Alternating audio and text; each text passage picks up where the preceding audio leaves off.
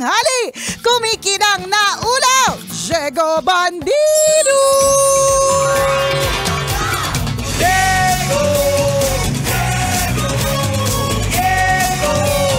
Go, Diego, go! Magandang tanghali, kumikinang ina! Nicoliala, Nicoliala,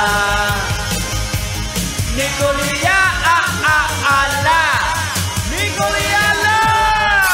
Shout out sa lahat ng mga kabisyo nating aba, ang daming pera. Nag-leave kahapon para dire-diretso hanggang ngayon naka-holiday. Tama. Sana all, pautang naman pa. Simula Diba? Sabado, Linggo, Lunes, Martes. Ayan. Talaga naman, napag-aalaman talaga kung sino sa opisina ang merong budget. Tama. Or kung sino sa opisina o kaya kung sino sa tropa ang naniniwala that life is short. Yan. Oo, di ba? Ako naniniwala din naman talaga ako na totoo na life is short. Naman. Pero lagi nating tatandaan, anything that is in excess, ano yung in excess? Sobra. Correct. Sobrang kata-travel, sobrang life is short, Ayan. sobrang YOLO. Hindi na Tama. maganda yan, di ba? Dapat sakto lang. Kalma-kalma lang, di ba? O shoutout po dun sa lahat ng mga bumabiyahe ng ganitong oras. Hindi ko sure kung ang biyahe papuntang norte ay matraffic pa rin dahil dun sa nangyaring yung pagbagsa, yung nabanggang tulay, kaya sobrang daming sobrang tindi ng traffic dyan sa Bulacan area ba? Ay, hindi ko nabalitaan. Oo, medyo matindi talaga dyan eh. Kaya, Ibalita mo sa amin na parang nagbabalita ka, Okay. game. Wait. Hindi na ba? Tuloy mo na lang. Napag-alaman! Oo. Ang pangit! Napag-alaman! Di ba? Meron dyan matindi yung traffic daw dyan going to the north. Papunta Okay. dyan si yung asawa ko, si Jen at si Azinet. Hello, shout out! Papunta sila ng Manawag, magsisimba sila. Kumusta ang okay. lagay ng traffic ko dyan? Renly Tignana, Ay, pasok! Nakakaloka! O so, sa mga... Nangyari dito ngayon, nandito kami ngayon na medyo traffic pa rin, Nicoliala. Aha, okay. Malalaman kasi natin, Mr. Tignana, kung talagang traffic dyan, kung may mga nagbebenta na ba ng mga itlog ng pugo, Marlboro Light sa palipaligid. Sa kasalukuyan, hindi po namin nakikita kasi nagkakape po kami dito.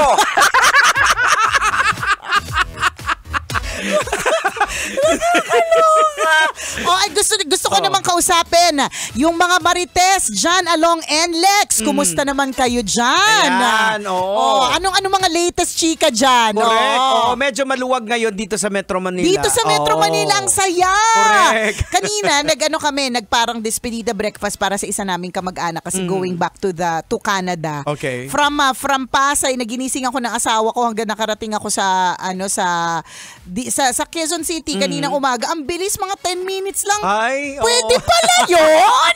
Kaya Pasay to Quezon QC. City, 10 minutes. Kadalasan, Pasay to Quezon City, parang long distance relationship. Nakakaloka!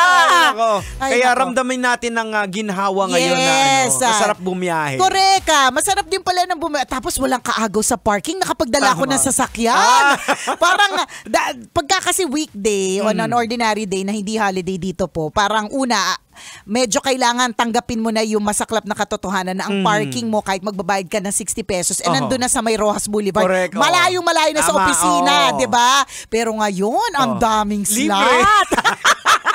Wala kasi yung mga boss. Sa Pruna, no? Diba? So, yun naman ang pwede. Oo. Yun naman ang pwedeng POV. Kung halimbawa, ikaw ay pinapasok ngayon ni boss, Oo. masarap ding namnamin yung opisina na wala masyadong laman. Correct. At saka, alam mo, yung isa sa mga na-enjoy ko kapag ganitong holiday, nadadala ko yung mga anak ko sa office. Although kahit hindi naman holiday, nadadala ko naman sila. Malalaman mo din ang opisina ay child-friendly kapag kami mga batang Correct, nadadala din. Ayan, No? pag Diba? holiday. Kapag ka-holiday. So, yun na lang po. May mga taong pong katulad namin na nagtatrabaho. Oo. May mga iba na na ganitong oras bumabiyahe sa kung saan pa man. Correct. O whatever it is, enjoy this day. Oo, kanina traffic sa pinuntahan ko eh. Saan? Actually, ang aga ko nagising kanina, mga 5:30. Oh, kasi bakit? kinakailangan ko may laboratory test at kinakailangan alas 6. Kasi ang haba ng pila. Oo. Kaya pala meron ka pinapabati na driver. Sinakay mo ba siya? Yung Grab, nasakyan ko.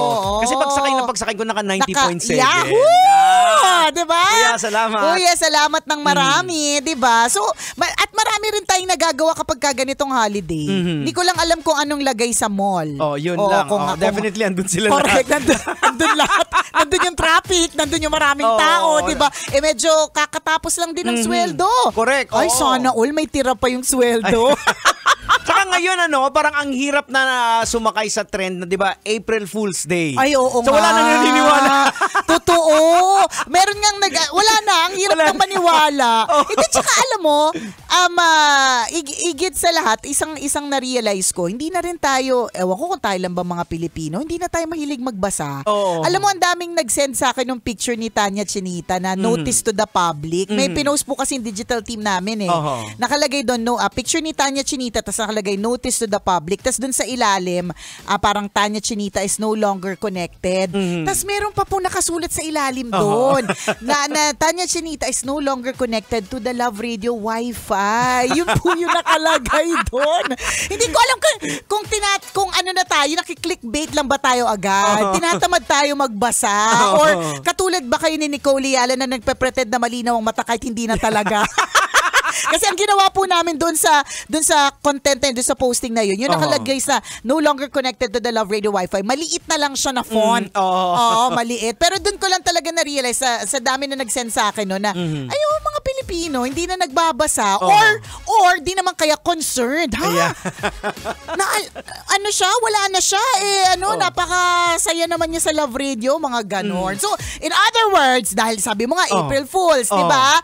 Ingat din. Ayan. Huwag na basta-basta maniniwala, di ba? At basahin ng maigi bago ka May mga tao pa rin nakagayan, sabi mo, di ba, naniniwala. Pero mas marami na ngayon yung parang, correct, pag kinausap mong, hindi nga. Tsaka, sabi ko nga yung mga ganyan, may nagtanong din sa akin sabi niya, totoo ba sinasabi niya palang, uy, Nicole, totoo ba? Nakakaloka. Pero ito wala halong eklavu. Kailangan lang natin batiin ng happy birthday! Oy, happy birthday! Birthday today ni Jennifer Lopez. Yun talagang pangalan niya. J-Lo. Yung ating writer sa Maywagang Burnay. Ang pangalan niya Purnay. Maywagang Burnay. Ang pangalan niya talaga ay Jennifer Lopez. Si Miss Jane, happiest birthday to you. Enjoy your special day. Ayan. Ay, shout out ko lang pala yung nasa namin kanina. Ayan, si Sir William Garcia Season Jr. Ayan. Alam mo, nababanggit niya yung programang EDSA. Oo, talaga. Saka si Tanghenyo. Talaga, nakakatuwa naman. Nagpakilala ka naman. Hindi kasi nakapangalan nata sa Grab ko, parang Diego Bandido. Diego Bandido.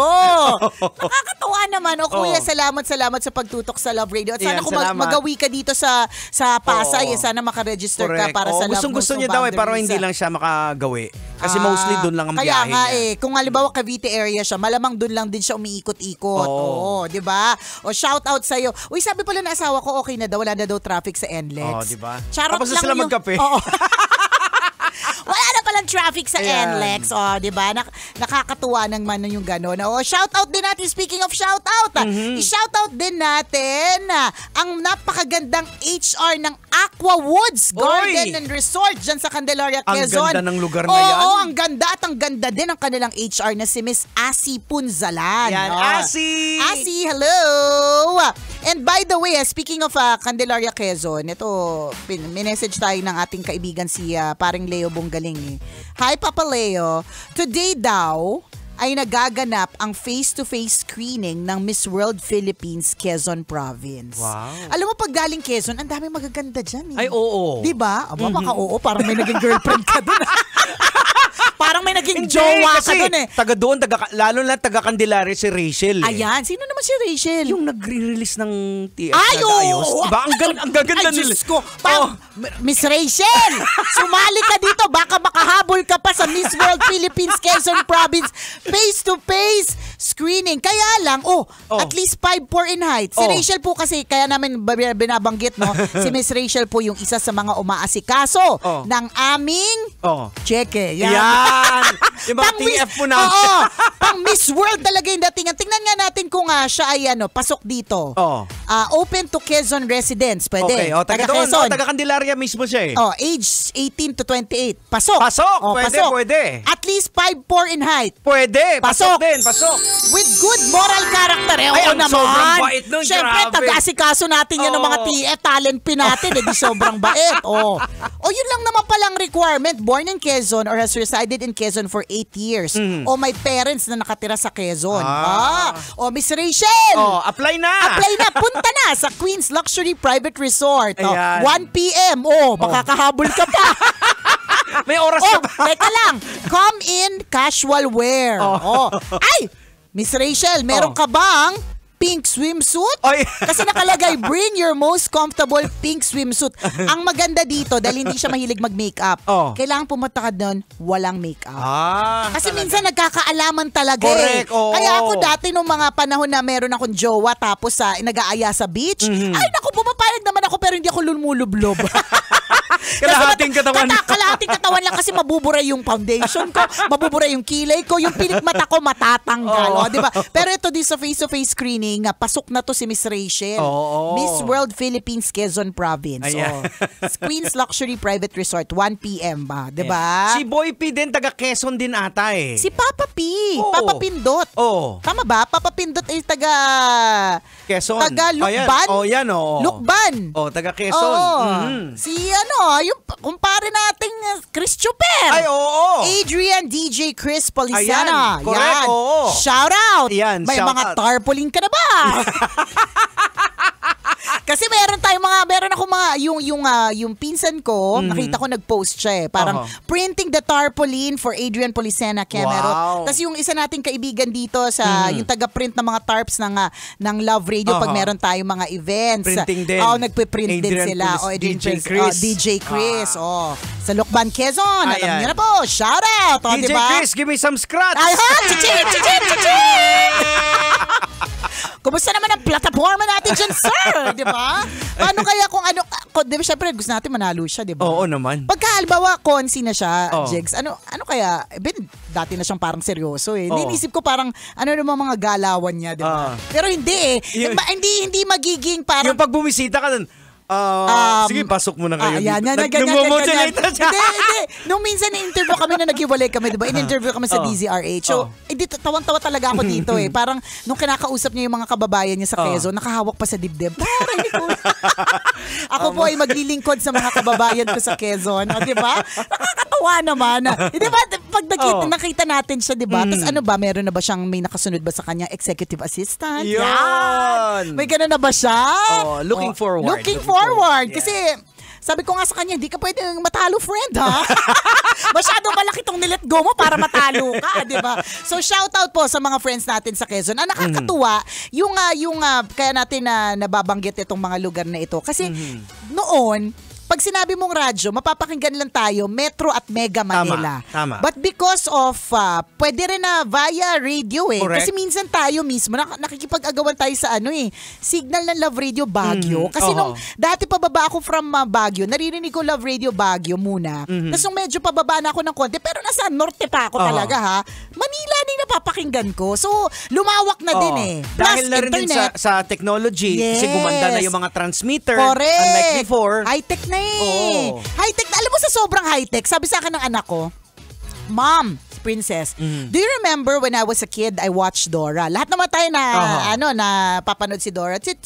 Dora, muy bien, soy Dora, di ba? Yun yung mga tinuturo ni Dora. Alam mo ba si Dora ngayon, dahil high-tech na rin yung world, syempre gusto niya na rin sumabay sa makabagong panahon. Hindi na siya nagtuturo ng unod, parang yung mga usual terms. Ang pinakita niya sa akin, na hindi pa nga ako naniniwala nung una. Sabi ko, I don't believe you, baka naman parang parang fake, pwede naman kasing ginawa lang ng fan, ganyan. Fan-made lang. Fan-made lang, ganon. And nakita ko galing sa post mismo siya ng Nickelodeon na may blue check. So sabi ko, so tama. So si Dora, para makasabay sa panahon ng mga Gen Z, ang tinuturo niya mga words, kung dati ang tinuturo niya is kunyari water, ganyan. So ito, ang tinuturo niya, slay. Yung word na slay. Totoo! Nung sinabi si Dora. Nung sinabi sa akin ng anak ko, hindi ako naniniwala. Ang weird naman, slay ang tinuturo. Sabi niya, no ma'am. So, tapos, use in a sentence. O parang pag sinabi daw, when you see somebody wearing a nice dress, you can say to her, your dress is so slay. Everybody say, can you repeat? Slay! Nagbago na. Nag-i-evolve sila. Nag-e-evolve sila. Oo nga naman, kailangan mag-evolve. Kasi kung hindi, pag hindi ka nakasabay, hindi mo maintindihan lengguwahe. Makakalimutan ka na. Oo. And then, saka yung Peppa Pig, di ba? Peppa. Si George magkakaroon na buntis na si... Kasi buntis na si Mommy Pig, magkakaroon ng kapatid si Gusto rin maging relevant nitong... Unlike sa ating panahon natin, kumbaga hindi siya nag-evolve Hindi. Halimbawa, yung Tom and Jerry. Yun siya. Abulan lang sila talaga. Wala na. Ito nag-i-evolve na, maski yung mga cartoons that we watch, nag-i-evolve. Diba? Pero let's all be careful sa mga pinapanood natin. I'm not sure if you watched yung Netflix series na Adolescence. Pwede mo tong panood din, Jegs, kasi 4 episodes lang siya. Mostly ito para sa mga magulang na may nasa adolescent stage na mga kids. Okay. Basta to make the long story short, meron talaga dong sinasabi na akala natin safe yung mga technology. Lahat may Instagram na at an early age. May hindi naman lahat, karamihan, madami ang gumagamit ng mga apps. Hindi natin alam na ito yung sinasabi natin na kung si Dora ginagamit na ang word na slay, everybody say slay, di ba? Ikaw din dapat naiintindihan mo rin yung mga emoji na ginagamit ng anak mo. Totoo. Sa mga social media apps. Kasi akala mo, wala lang yung mga emoji. May meaning. Red pill, blue pill, snowflake. Ang ibig sabihin pala ng snowflake, weak.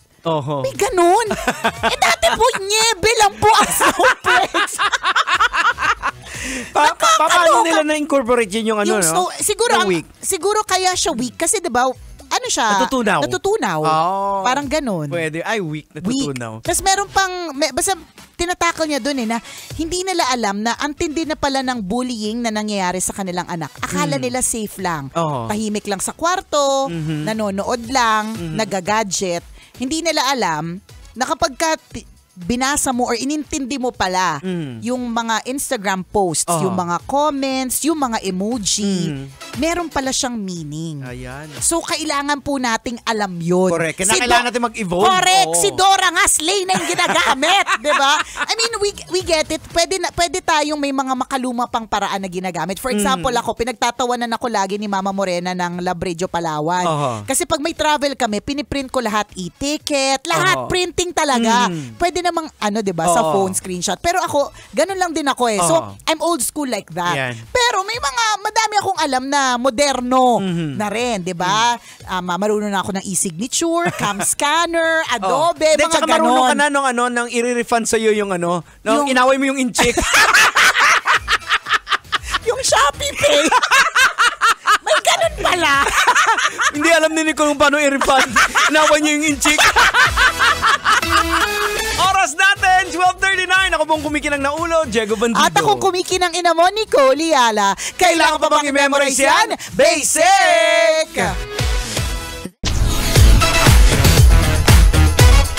Metro's #1, Metro's